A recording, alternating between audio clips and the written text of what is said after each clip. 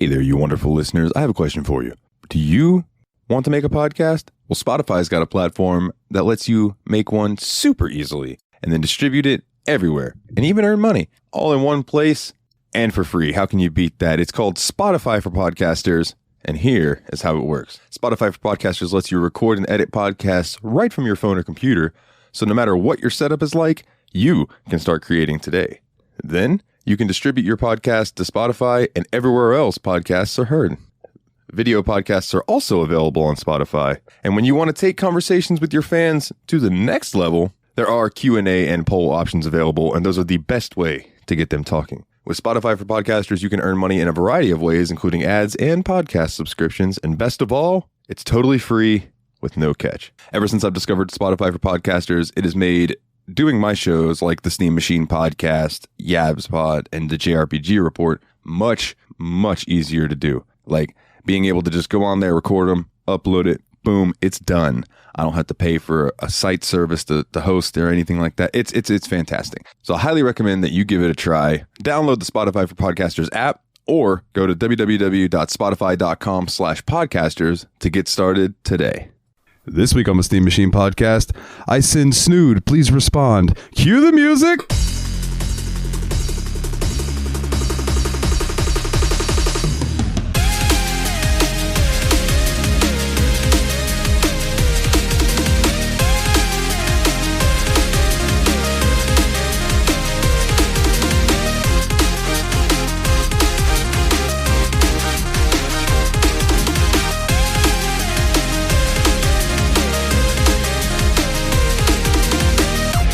Hey everybody, and welcome back to another episode of the Steam Machine Podcast. My name is Dalton, and joining me as always are my good buddies. It's the Destructo Bros at you once again. It's Nate. It's Willie. How's it going, my friends? It's going pretty well. Right off the bat, I have a question for you guys because I want to get this out of the way. Mules. Yeah, okay. For some reason, when I said that, it didn't sound right. Mules are just small donkeys, right? Pretty much. No, if I remember correctly, a donkey is a hybrid of a horse, and a mule is a hybrid of a horse and donkey. Oh, okay. Yes, it is a sterile hybrid. Yes. I was only asking because I went and saw the Strudel Man today, and when I was on my way home, there's with the grocery store I used to work at, 3 driveways down, there's this big house, but the yard is really long, and they have, I'm going to call them donkeys, but they're small. Smunkies. They're not super big, but they're smunkies. Okay, they're smunkies. And some of them are gray, and some of them are almost cow patterned looking, and dude, they're the cutest fucking things. I just wanted to pull over and hop the fence and go pet every fucking one of them. There were 10 of them just chilling out by the fence near the road, just eating grass. And I was just like, oh my God, you guys are freaking so cute. Dude, I love little animals like that. Animals that you expect to be bigger than are small, like miniature versions of dogs or anything like that. It's always so cute. Yeah. Yeah, for sure. Yeah, these things probably stood, 4 feet tall. Mm-hmm. They weren't very big, but they looked full grown to me because I didn't see any other big ones roaming around. So maybe they're miniature donkeys, jackasses, whatever you want to call them. Teacup donkeys. But God, they were just teacup donkeys. So there used to be a farm around here too where the guy had a bunch of emus, but I don't think he's got them anymore. How much do they like My Chemical Romance? How much do they? I don't know. I didn't know the person personally. No, you said emu. Shit. Emu. Oh, yeah. Not an emo farm. Sorry, Willie. No, not an emo farm. The emo farm where the grass cuts itself. That's a bad joke. Lord, I apologize. No, I'm just kidding. Anyway. All right, we're already doing Larry the Cable Guy shtick. This episode sucks. Cut it. We'll see you next week. Oh, man. What have you guys been up to? Well, I just got back from vacation. Had a really good time down in your neck of the woods, Dalton. Just did a bunch of stuff. Spent some time on the beach. Had a really great hotel where we had a balcony view of the ocean itself, which is a great way to wake up in the morning, Uber eat you some Dunkin' Donuts, coffee, and just sit out on the balcony, sipping your iced coffee, watching the waves come in. That was a dream come true right there. I'm giving you claps for iced coffee because fuck yes, sir. Iced coffee's delicious. Oh yeah, dude. Iced coffee in Florida, it's the way to go. Yeah, absolutely. Fuck yeah. I'm iced coffee gang. If it's 32 degrees outside, I'll still drink iced coffee. Yeah. If it's 31, we can negotiate. It's got to be just below freezing before you'll decide on hot coffee. I feel you. When I was up in New York, all the ice cream places were closed because it was Christmas, and Ryan's like, "Yeah, nobody wants to eat fucking ice cream when it's like 2 degrees outside." And I went, "I do." I know. And he's like, "Oh, we can get some from the grocery store, but we just can't go there." He goes, because we were having some strudel in the car, and he was like, "Damn, ice cream does sound pretty good." And so we ended up going to get some ice cream from Kroger. But dude, I'm down for ice cream all year round. I'd be the kind of guy that goes to Dairy Queen in December. You know what I mean? Like I can do ice cream whenever. Yeah. God, that sounds like an album name. Dairy Queen in December. That is the next Now the Nightmare album title. mental note. So when you type ID DQD on Doom to get invincibility, DQD is short for Dairy Queen December. Yeah. Oh man, but yeah, it was just a really good vacation all in all. I got to go to a lot of like local restaurants, and of course, when I'm in Florida, all I want to do is eat fish because y'all actually have fresh caught fish at many restaurants. So I was enjoying my time with some mahi and some grouper. Like those are my two favorite fish. So like, I was in heaven, man. It was just a really good time.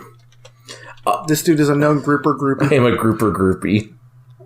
So I brought this up when we were talking before the show, but I want because I know there's a place in St. Augustine that you went that I want to talk about specifically.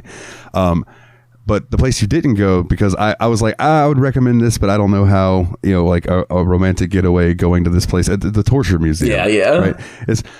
So when I was in there, so I don't know how much you know about current Chris Jericho, but he's using a move called the Judas elbow because he wrote that song Judas and Fozzy, yes. Right? Yeah. So I tweeted him because in the Torture Museum, there's an old torture device that is called the Judas Cradle.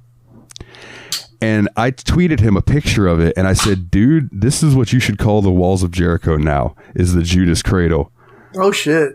And he never tweeted me back. And obviously he didn't do it. But I was like, it would be cool if all of a sudden on TV it was Judas Cradle, because I am the only person that would have been like, fuck yeah. That's fuck yeah. Dude, one of the coolest things that happened while we were down there in Florida was pretty wild. It's like we were just laying on the beach because we were just having our lazy time, just laying on the beach, just drinking some water, getting some sun rays in our face. And all of a sudden we just see this big crowd of people all gather around on this corner of the beach. And there's just one guy with a fishing pole. And so we're just sitting there, like, watching him. And, like, why are all these people around him? He just keeps reeling it in. And, like, he keeps, like, gumming down the beach further and further towards us. And he's just starting to reel it in closer and closer. I'm like, that's a shark. Nice. That is a damn shark on his line. And finally got it in. And, like, it just so happened that, like, when he reeled it in, like, we were probably, like, 15 feet back from the water. And he reeled it in directly in front of us. So I got, like, this really good view of this bull shark. And it was like 5 foot long, and it was thrashing like crazy. Like, and then he let it go. I'm like, well, I'm not going back in the water today.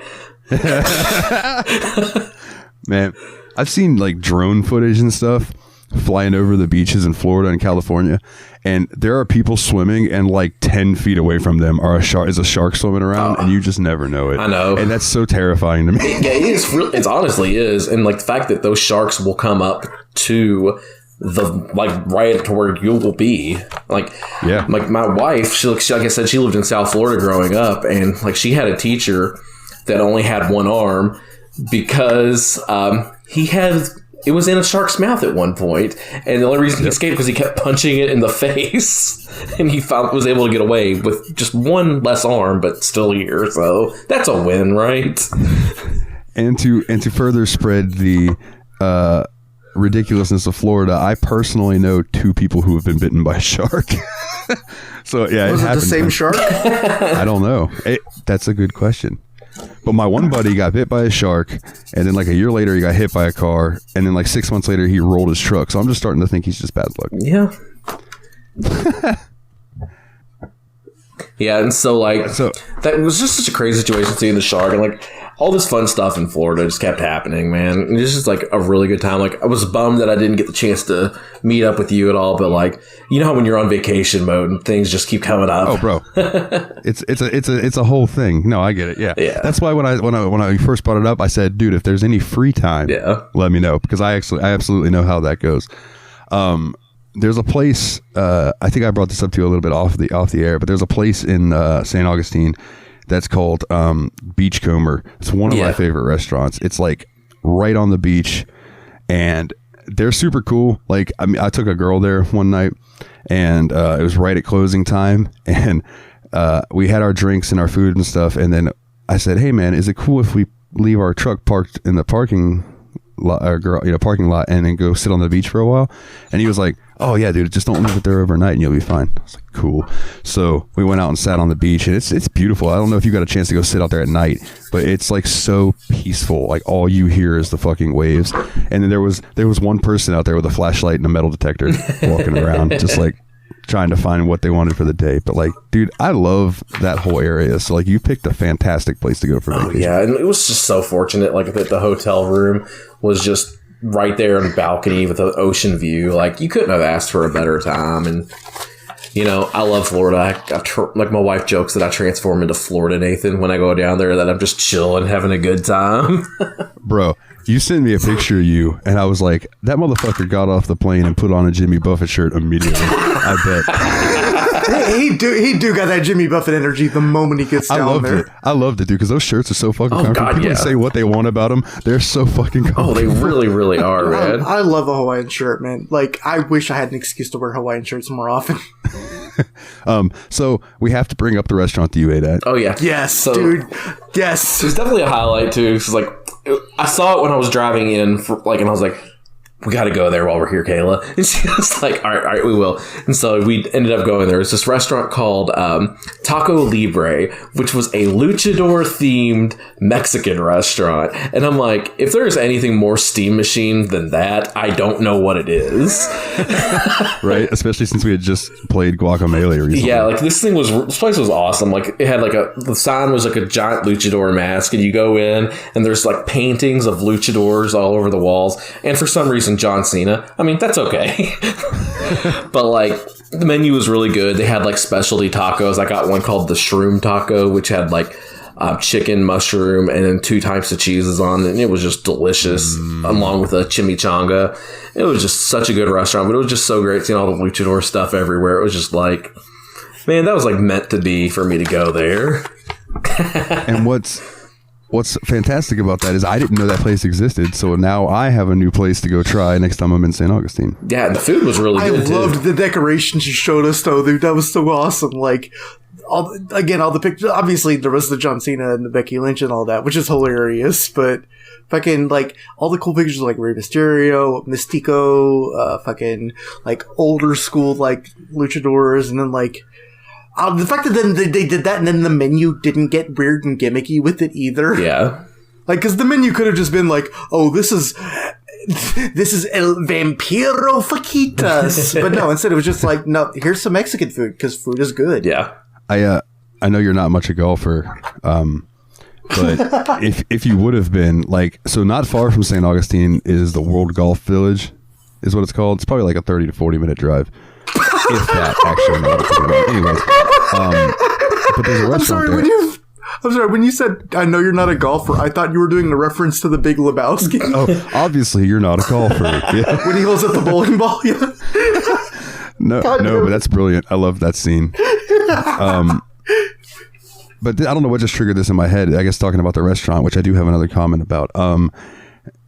There's a place in the World Golf Village. Not only is like the PGA Hall of Fame or whatever there, and there's a big ass IMAX theater, but there's a restaurant called Caddyshack's.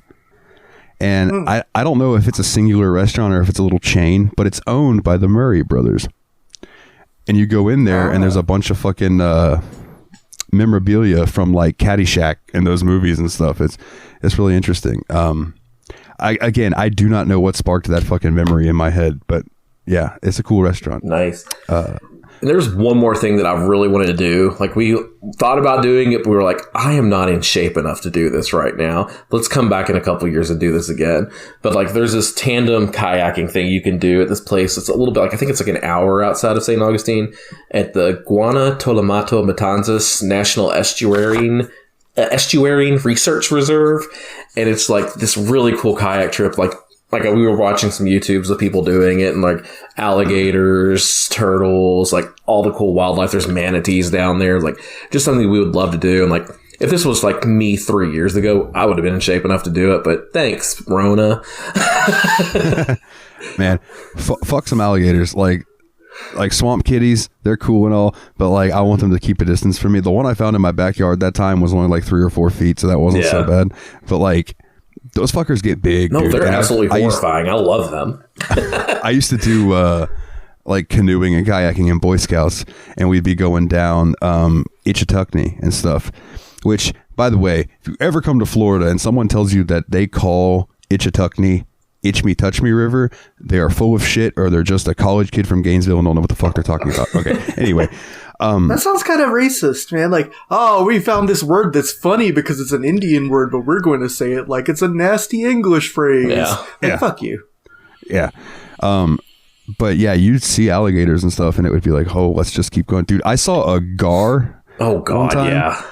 That was like 10 feet. It was fucking massive, and it was just swimming underneath us. And my scoutmaster's like, oh, look, there's a gar. And I looked down and I went, Jesus fucking Christ, if this thing flips over, I'm just going to die. That thing's just going to eat me. Those things are like prehistoric looking too. Like alligator gar. Like, alligators themselves are obviously prehistoric, but the gar, dude, those things look like they're from that same time period. Like, they're scary looking fish. Absolutely. And speaking of manatees, just one quick story is one time in St. Augustine, I went fishing under a bridge with a buddy of mine. And I'm sorry, it wasn't St. Augustine, it was Cocoa Beach. Probably the same, it's the same ocean though, I believe. You know what I mean? Just longer down the coastline. And even that I could be wrong about, so who the fuck knows?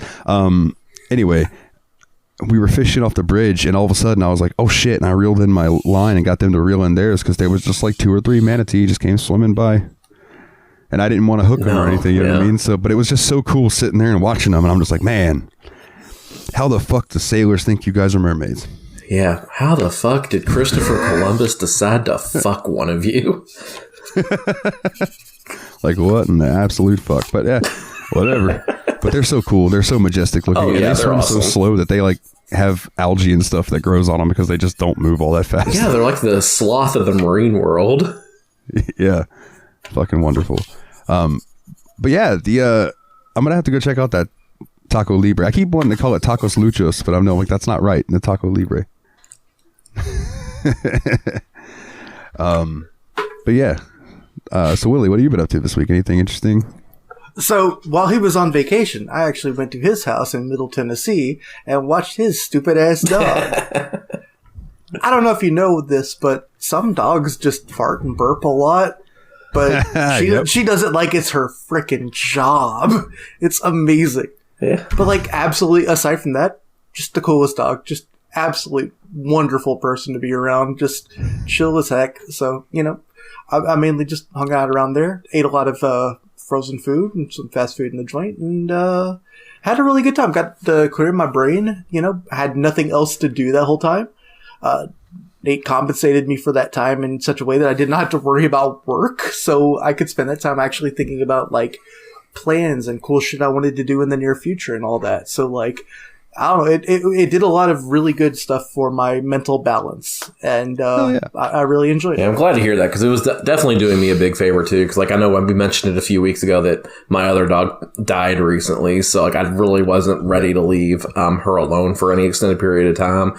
And usually when we go out of town, we just have her brother come and check on them once a day and make sure they're fed and have water and stuff. But like, I just wasn't comfortable leaving her alone that much. So I was really thankful that you were able to do that. So I really appreciate it. Hey, thanks, man. I mean, she really wasn't any problem. I mean, except for smelling really bad. And do not get me wrong, really awful smells at times, just ghastly shit. But like, dude, seriously, aside, just wonderful time. And you like, I don't know, the fact that I had access to your like Switch and I could play old video games, like that was the first time I actually accessed the Sega and Nintendo 64 online. And while the N64 didn't work too well and the game selection kind of sucked too, the Sega was a lot of fun, man. Nice. I got to play a lot of Contra Hardcore a lot. Oh yeah, what's up, Dalton?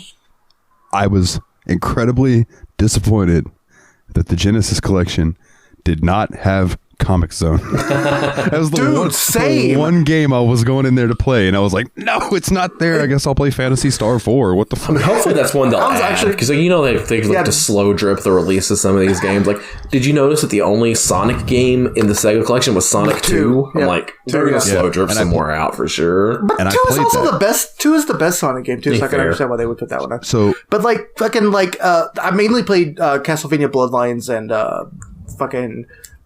Contra Hardcore. Contra Hardcore. Contra Hardcore is like I've played Contra 3 before, which is the Super Nintendo 16-bit Contra game. They are basically the same thing in that it is freaking impossible to know what's happening until you've already seen it once.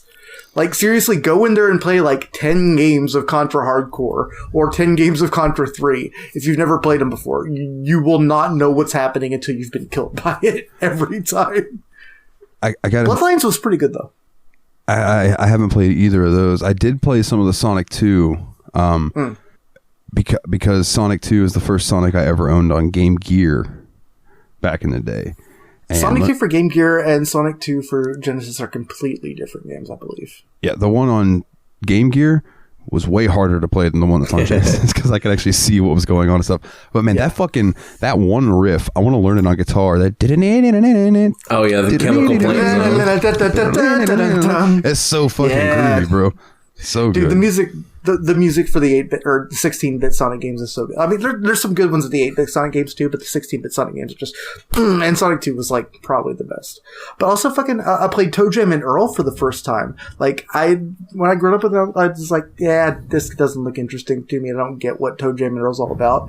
I actually sat down and played a full ass game of Toe Jam and Earl and got about 80% of the way through the game. Like I got up to the rank of homie and I had 8 of the spaceship parts out of 10. I hate the name to that game, but I love that game. Yeah. I mean, it has some really good music and stuff, and I don't know. Like, I was starting to get it, but then I got really mad because it sucks when you can't progress anymore. Because it's very much like, it's a classic roguelike in a lot of ways where it's like, it's a lot about inventory management, identifying objects and things like that, and then figuring out how to, manipulate it and move around things. But, unfortunately, you eventually reach the point where it just fucking sucks to play. Yeah. Been there. Actually, the first Toe Jam and Earl that I ever played wasn't on Genesis. It was I think it was Xbox, Toe Jam and Earl Back in the Groove or something like that. I think that's like maybe the newest one. Oh, okay. Then I might be wrong on the name. It was whichever one came out for the original Xbox. And it was fun for what it was. You know what I mean? I was entertained by it. I was like 8 or 9, so it was funny to me at the time. And I did find it a lot more amusing than I expected to. And especially because a lot of the games on that 16-bit like Genesis just they didn't hold up very well if you didn't grow up with them. No, I agree. I have this weird memory tied to the Toe Jam and Earl series, and I was sitting in my cousin's house because he owned the game, and we were in his room, and I was playing Toe Jam and Earl on his Xbox, and I was singing "Californication" by Red Hot Chili Peppers, and my cousin looked at me and he said, "Do you know what that song's about?" And I looked at him and I said, "No." And he looked at me and said, "Okay." And he dropped it. And I was like, then of course I'm like 8 or 9, like I said, so I'm super curious. And I'm like, "What's it about? What's it about?" He's like, Nothing. You'll find out when you're older. Don't worry about it." That's the worst thing you can tell a kid. Yeah, right. But I did find out when I was older that whole song's about porn. So I was like, oh, all right. That's why he didn't want to tell me back then. That makes sense. So shout out to my cousin Kevin, who doesn't listen. Yo, Kevin. Hi, Kevin. Kevin and Earl. So I didn't really do too much this week. We got a new lawnmower, and so my dad's been talking about getting a new lawnmower, which I'm cool with because I've been using a push mower, and fuck that during Florida summer. Let me tell you. Sometimes it's so fucking hot that I would mow the backyard and wait a day and mow the front yard. And by the time the third day rolled around, the backyard needed cutting again. Like, dude, it is insane how it gets here sometime in summer. So now we got a John Deere riding mower. You can tell it's a John Deere because it's bright fucking green and yellow. Dude, that color branding is so on point. Seriously, like, say what you want about, like, all this, redneck mythologizing about John Deere or whatever, but fucking, dude, that color scheme is so on point. You can tell it's John Deere the moment you look at a John Deere. Yeah, and I don't know what's crawled up my dad's ass because, and not in a bad way, but like he got that mower, and then I mentioned, I was like, well, this will be good. I crawled up your dad's ass. Okay, quick sidebar. My buddy George, I mentioned earlier, who's the DM, but we talked about him in the Patreon. Yeah. One time, he's a bisexual man, so we were sitting in the garage one time, and he had on a wife beater, and we were enjoying some strudel, and it was me, him, and my mom sitting there, and I said, "Oh, you got the guns out today, George. You trying to impress my mom?" And he went, "Or your dad." And I was like, I just thought that was the most brilliant response ever. Anyways, what was I talking about? Fuck, I don't remember. John Deere riding mower. Right. Thank you very much. I'm sorry that it is so easy to be distracted by bisexual people. It is, man. So I made a mention that like the weed eater that we had is like all right, but the battery dies really quickly, so it's kind of a pain in the ass. And then me and mom were talking about that we can't figure out how to rethread it because it's an older one and it's not one of the ones that I can just pop open and put new thread in. It's somewhere between that and the automatic ones, so I don't know how to work the motherfucker. So I wake up today and I walk out back and there's a brand new big fucking shiny new weed eater, and I'm like, what the fuck? I guess I'm going to be doing a lot of yard work this summer.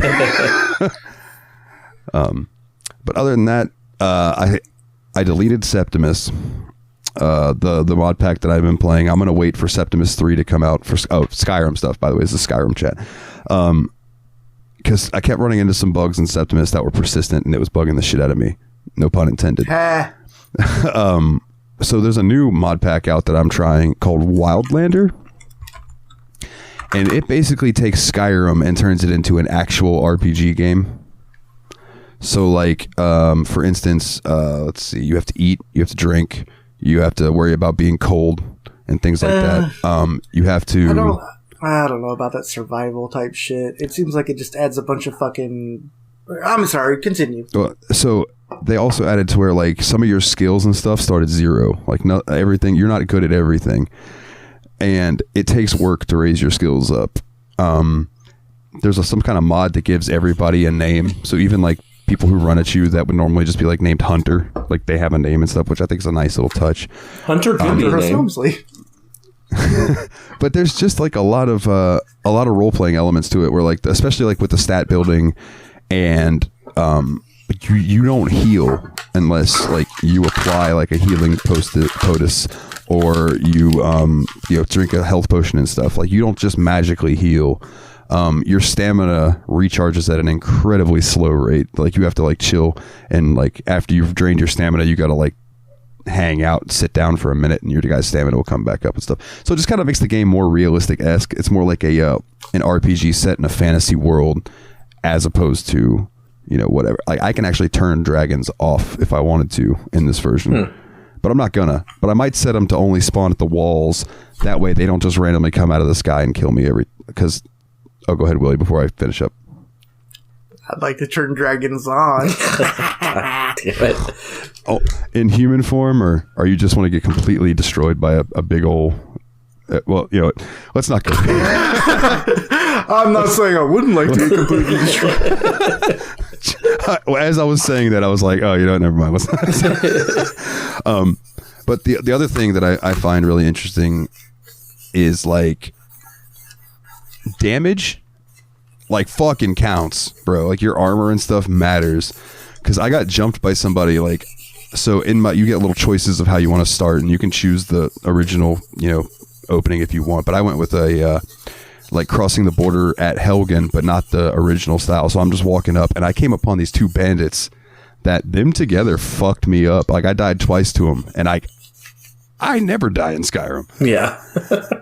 I don't know. It's been a long time since I've died in Skyrim, and this guy walked up to me, hit me twice with his sword, and like I was down to like I don't know, half health or so. And he shield bashes me, knocks me on my ass, and it takes down more health. I stood up, and before I could get another swing at him, he fucking straight killed me. So I learned very quickly that, okay, so this game's now more difficult. I'm going to have to block, kite, use range if I need to. And I ended up being able to take them apart by separating them and using magic.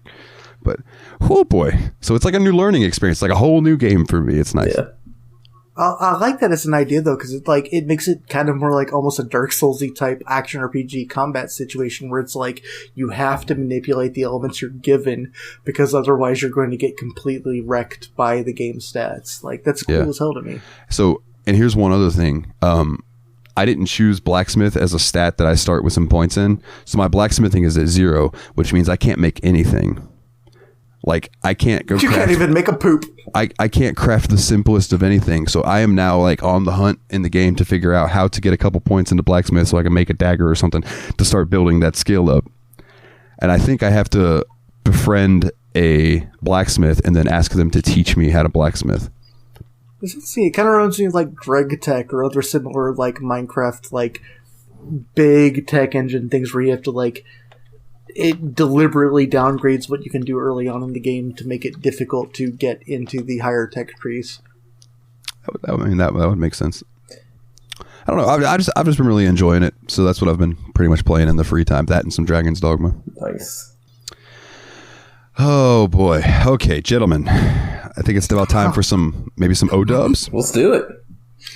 Yeah, let's go. Some O-dubs. All right. Snood is an erectile fleshy protuberance attached to near the base of a turkey's beak. Dislike, nope. Oh, I'm sorry, that's snood anatomy. Snood is a type of hood or hairnet. I'm sorry, that's snood headgear. Snood the video game is a puzzle video game programmed by Dave Dobson. Snood was originally released for Mac OS in 1996 as shareware, and then for MS-DOS and Microsoft Windows in 1999. An adaptation for the Game Boy Advance was developed by Rebellion Developments and released by Destination Software in 2001. And an iOS version was developed and released May 8th, 2009. And basically, as in Puzzle Bobble, you connect 3 or more identical snoods, making them disappear from the board when the board is cleared, the level advances. If the snoods reach the bottom of the screen, you lose a life. Playtime is not limited in most game modes.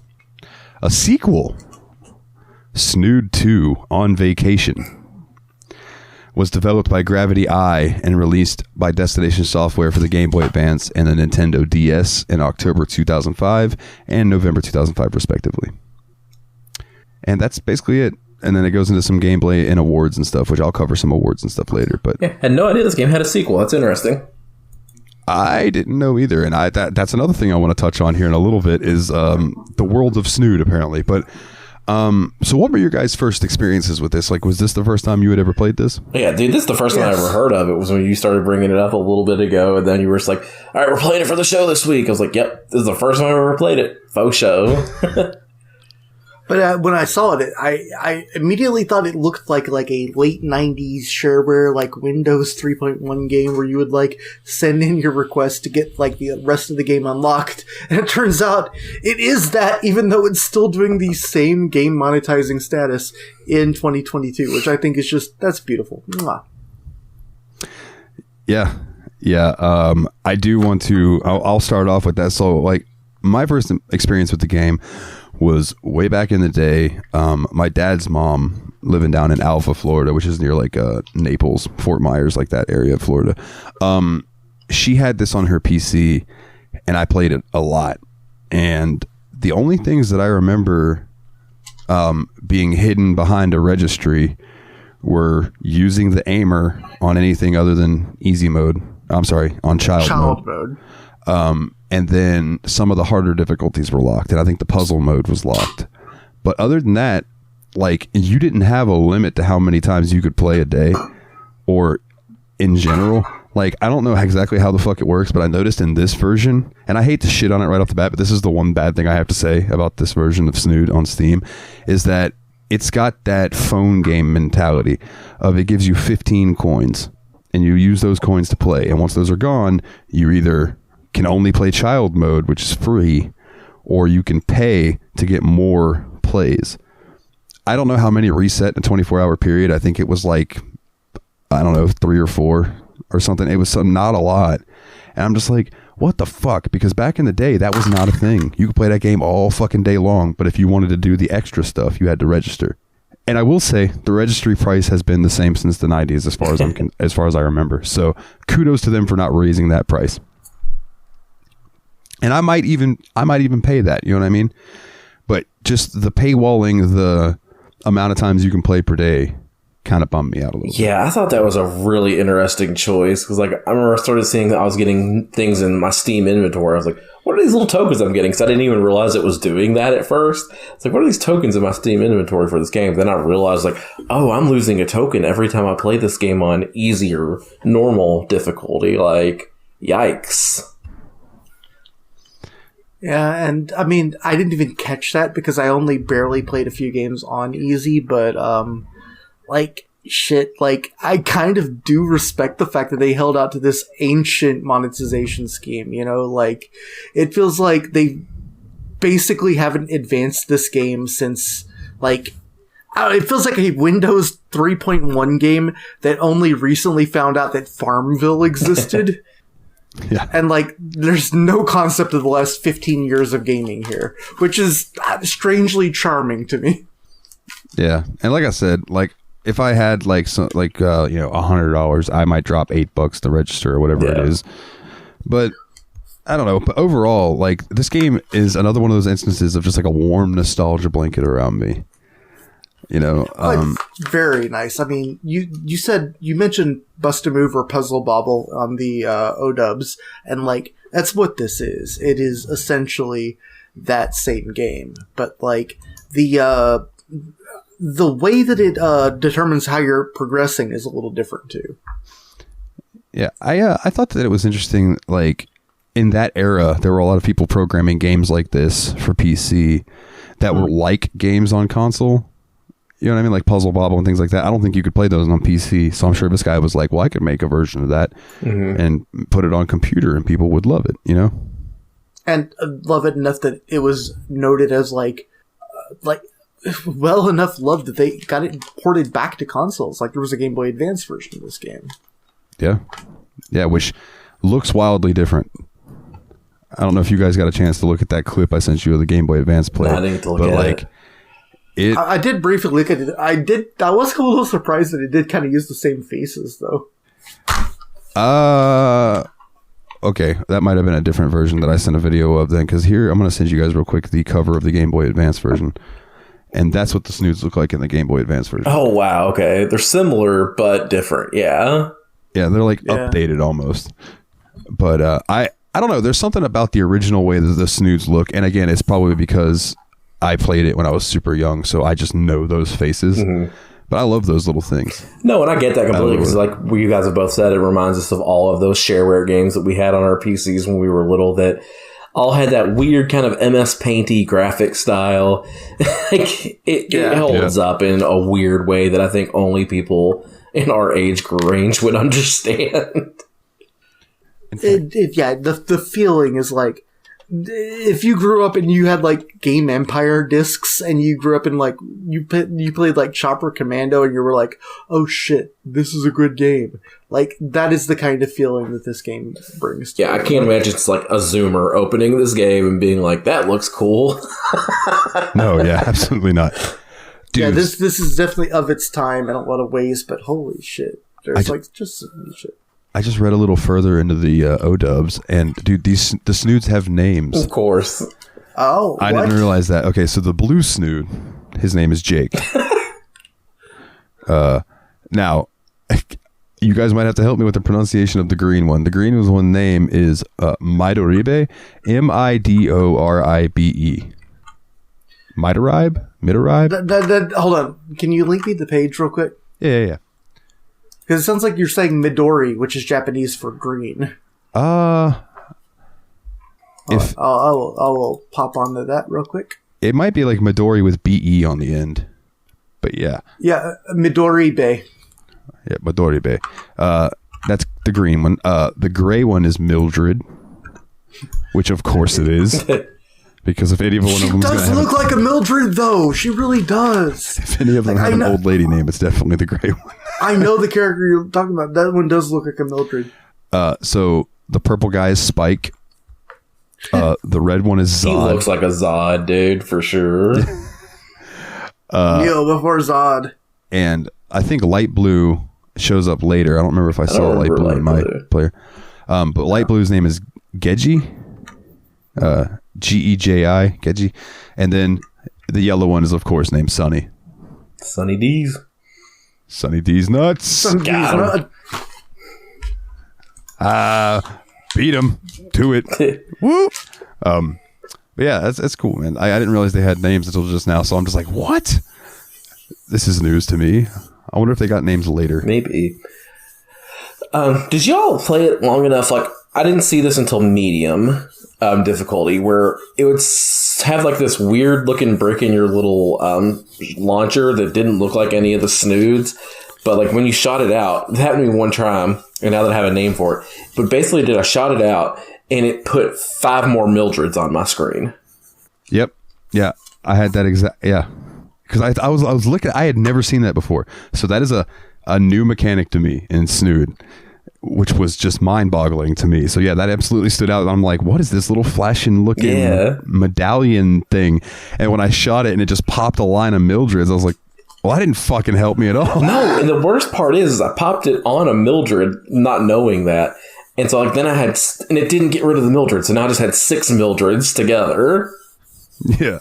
Yeah, and I wonder if maybe it's a thing where whatever you shoot it at, it gives you 6 of that. Maybe. And it would be funny if it, either that or it just gives you Mildred, or if me and you just accidentally both shot it at a Mildred. That's hilarious.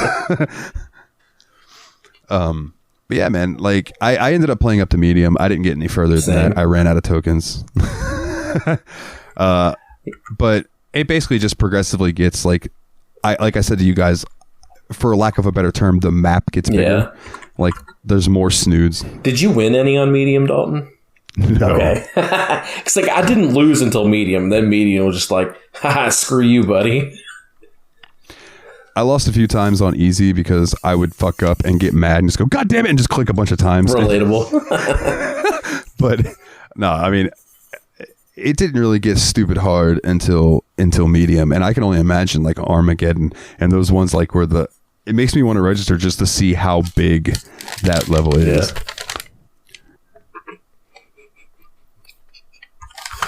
I'm just over here doing fan art of the game.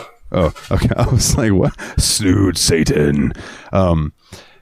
The one thing that this game does, and I don't know if I don't remember it doing to me as much back then, so I don't know if it's almost like an arcade thing to make you drain tokens.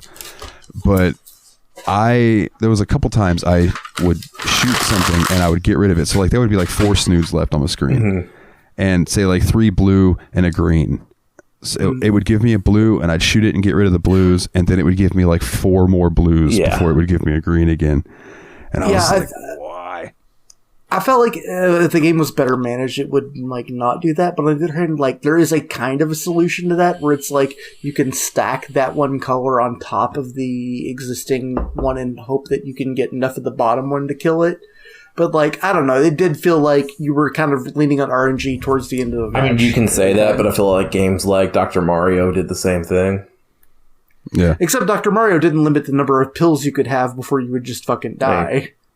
Wasn't that the whole mechanic of Dr. Mario? If you had too many pills on the screen, you died? Yeah, except you could still stack them and move them, whereas in this game, it would literally just push the thing down below the bottom. Yeah. That's true. Oh, like I feel like you could skillfully handle pieces in Dr. Mario, whereas in this it was, I don't know, a little arbitrary whether you could win or not. Speaking of games like that, really quickly, I have to bring this up because I saw it on PlayStation Access, so I tried it out on the Switch, and it's 100% true. I played Dr. Robotnik's Mean Bean Machine. Mm-hmm. Level 2 is unbeatable. What the level fuck? 2. Dude, that motherfucker drops shit so fast, he's throwing rocks at me so fast that I'm like, I'm just going to reset and play level 1 again. Like, what the fuck? It was so He does drop it. He drops it immediately, but he doesn't always drop it in a place that makes any sense. So, like, if you can outlive the original attack, you can hit him back really hard.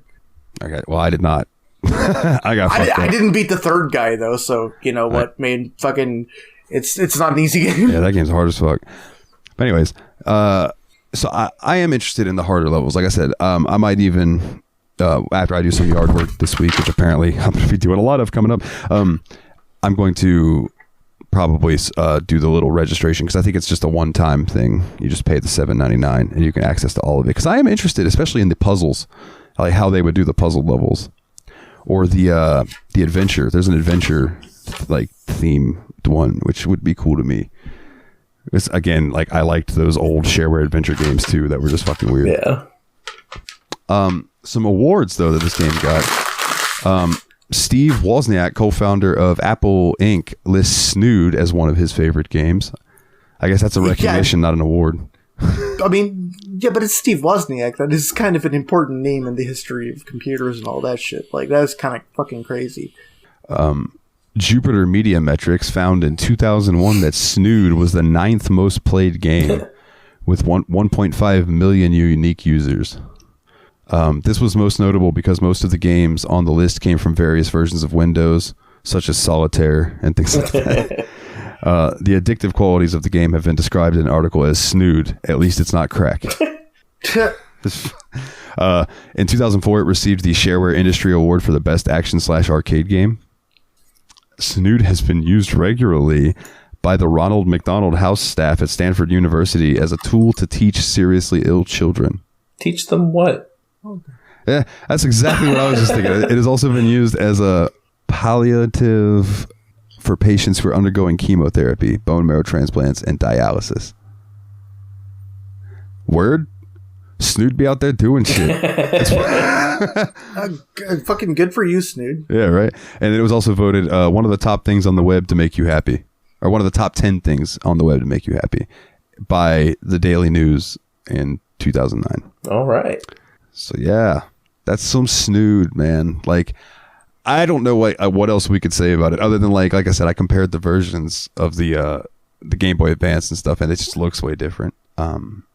I did though come upon a website called snoodworld.com, and you want to be careful to type that properly, I'm sure. Snood. Yeah, that guy was before his time. So on this website, it lists all the different versions of Snood and Snood spinoffs that you can purchase, and where you can. It has links to where you can purchase them. So I'm going to read through these because some of these stick out to me. So we have Snood Advance, which is the Game Boy Advance version. You can get it for Windows, and I think it took me to the Microsoft Store. So like, don't quote me on this, but it would be hilarious if Snood Advance is on Game Pass. It would just be really funny to me for some reason. The original Snood, which is what we played, is available. Snood Redued. What a name. Yeah, that's hard to say. That was like, yeah, I had to make sure I was saying that right. It just says Snood Redued introduces a tasty new generation of Snood games. All new Snoodity. That's yeah. Yes, bitch. With redesigned characters and levels. It include 3 gameplay modes. That's available for like mobile and tablet. You can get Snood 2011 for Macs. There's a game called Chowder, which is a game from Dave Dobson that looks interesting. I don't know how to describe what I'm looking at here, but it looks like a game.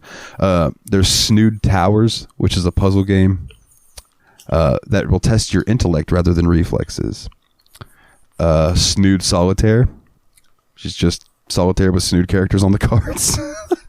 What the fuck? Snood Slide. It's like the sliding puzzle game. Snood Plus, Snood Swap, Snood Poppers. Snood Poppers. All right. Yeah, Snood Poppers. Popper, wow. This is a super action puzzle game from Word of Mouse Games. Your goal is to transport all of the Snoods away by matching 3 or more until the level is complete. When the Snoods get into the Snood Eater, time will reverse and you get another chance. That's so strange. Snoodoku. Snoodoku. The 11th Snood, which looks like a shifting puzzle game where you and then the original Snood, the original is what it's called. So I don't know which one this is the original DOS version, it looks like. So there's a lot of fucking Snood games, bro. I thought there was one. Yeah, that's wild. Yeah. And that's none of those are counting Snood 2 on Vacation, which apparently exists too. I'm all about the Snoodity, man. Yeah, the Snoodity. That is fucking tremendous. Oh, man. It's all about the Snood and how you play it. Oh, Lord. Oh, man. Speaking of WrestleMania this weekend. Woo! You know, I'm more excited to watch the Hall of Fame for Undertaker's induction than I am for anything that's going to happen on WrestleMania. Like, I'm going to shed some man tears watching that fucking Undertaker thing, guaranteed. But yeah, gentlemen, we talked about some Snood. You got anything else that you want to bring up? I think I'm all snooded out. I drew the little hexagon Nice. guy. Not Hope bad. you love it. Not bad. Bye. All right. Wait, then someone's happy there. I'm going to do some house cleaning. Well, we got to rate the game, bud. Oh, fuck. You were absolutely right. Dude, I didn't even think about rating this because it's just like, I don't know. Okay. I don't know how you rate a game like this. So, okay. The original version that I played, I would give like a 7.5. It's a really fun little puzzle game. This version on Steam, because of the limitations, I'm going to give it a 6.5. But it's still a really good game. Yeah. I definitely enjoyed it for what it was. I think it's a good game, but like you said, it has so many games that are also kind of similar to it. I'd kind of rather just be playing Puzzle Bobble than this game at the same time. But I still thought it was good, and I like Puzzle Bobble a lot. So I'm going to go ahead and give this 7 Mildreds out of Zods. All right. Oh, that's adorable. Oh my god. I might give it a 6, man. I'm sorry to be like the downer or whatever, but like, it's a cool game. It's just also really dated, and I feel like I should be able to play it in a video game, like not in a Steam window, but rather in a browser window. And the fact that I can't is kind of a bummer because fuck you, bring back Flash. Old Flash, man. There is an emulator that I have on my computer that is specifically for Newgrounds Flash stuff. Oh yeah, the Newgrounds player is apparently pretty awesome. Yeah, I have Ruffle what? on here so I can like play some random Flash, but it doesn't do anything with ActionScript 3, so it's kind of mostly unusable. Nah, it was cool to play Skull Kid again because Skull Kid was fun. Nice. Now you can clean the house, Dalton. Now I can clean the house. Okay. All right. Well then, if it's a clean house. If you would like to join our Discord, you can hop over to bit.ly/TSMP Discord, all capital letters. Come in there, say hello, join in on the chat, contribute to the fan poll that once a month, or I guess it'll be what? Oh yeah, we'll touch on that in a second. Once in a while, we do we do our host picks in a row, and then we do the fan hosted pick. So if you want to come into the Discord and vote on the fan hosted pick, by all means do that. Come join in, talk about anime. There's a whole channel for that. Talk about food, talk about gaming in general. If you just want to send us your best memes, I'm all about it. So come hang out in the Discord, bit.ly/TSMP Discord, all capital letters. If you want to be super awesome and you really like the show and you'd like to help us keep the show going, or help us just to pay some bills, as a patreon.com/the Steam Machine Podcast, where a single dollar will get you all of our Patreon content that we've released, and it also gets you your episodes early each week whenever we record them, and that is just $1. But if you want to get an extra special shout out, you also get access to the early chat, which this episode, I think we did 45-ish minutes of talk about RPGs before the show even started. So that's right. Yeah, the bullshit before the bullshit.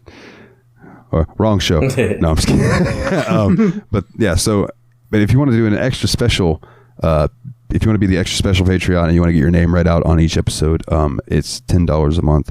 And we super appreciate those people, and that's why they get their names read out on the show. And they are Nate Sir Cogsworth of 7th of Juniper, Jeff the Original Expendable, Mr. Syllables himself, old Jeffy Lube, and Arisa Adam. Shout out to his podcast, Revival and Extinction. Thank you all for making this show possible. It means a ton to us. Even if you only donate like $1, the fact that you give us money because you want to hear our show is mind-boggling. Like, it means a ton to me that you want to hear us. Jawohl, absolutely. If you want a cool shirt, you can go over to tsmpproductions.threadless.com. Get you a shirt with our logo on it. If you like our music, that's my stuff. You can go to nilethenightmare.bandcamp.com and you can pick up some music albums there. And last but not least, shout out to Yabs Pod, yet another BS podcast. If you like hearing me chat and stuff, that's just a podcast I do with my buddy Jeremy, where we just talk about whatever the community wants to hear about. And and leave us a 5-star review on iTunes. Give us a good rating on Spotify. We'd really appreciate that. And you can find buttons to all of that, including the stuff that Nate's about to bring up, on bit.ly/thesteam. I was trying to get all of that out. Rip. I was trying to get all of that out before that cough came up, and it did not happen. Almost. Next time. bit.ly/the Steam Machine Podcast, capitalized phonetically, has links to all that shit I've mentioned, plus... Yes. Okay, Dalton. I think Dalton got a little confused there, guys. It's okay. So if y'all want to check me out, I'm on Twitch, Twitter, and TikTok at TurtleBearMan on my retro game bullcrap most of the time. Sometimes I do other stuff, but that's the main gist of it. And I just like to have a good time. Holla at your boy. Follow me. Hold on, real quick. I gotta say, I gestured to you and then looked at the camera and realized that I was gesturing under the camera, and I was like, "Oh fuck!" I was like, "Oh, he can't see what I'm doing." That's why everybody's just looking at me like, "Dalton, what the fuck are you doing?" Oh, sorry, Willie. You got anything you'd like to plug or promote, brother? Man, I mean, shit. Cool. Yeah, exactly. That's it. That's all I got. All right.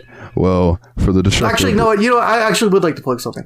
I've been watching a lot of videos by a YouTube channel called The 8-Bit Guy. A guy does a lot of videos about 8-bit hardware, especially Commodore 64 computers and shit like that. I think it's been really neat. So if you want to learn more about the history of the Commodore computer... Hey, so you may have noticed that Willie got cut off mid-sentence right there. But do go check out the YouTube channel that he was talking about, because it did interest me and Nate. So from that point on, I goofed and lost the rest of the recording. So I am here to fill in that gap because I am an idiot. So basically how we wrapped up the show was Willie's next choice, and the game we'll be playing 2 weeks from now, which I'll touch on in a second, is going to be Kerbal Space Program, which is awesome. I've been looking forward to learning some astrophysics. And that actually got gifted to us recently. And I was like, oh, perfect. Well, he wants to play that. We just got it from, I believe it was Tux Deluxe. And boom, there we go.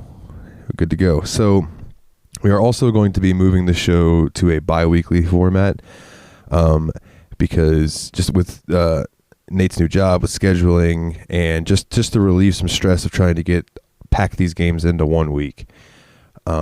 I think that bi-weekly is going to work out a lot better. I apologize if that throws a wrench into any of your schedules with the show or anything. On the off weeks, you can still catch me on yet another BS podcast with Jeremy, what I lovingly call Yabs Pod. But Steam Machine will be bi-weekly, and we hope that that'll give us more time to dive deep into these games so we can give you more thorough episodes about them.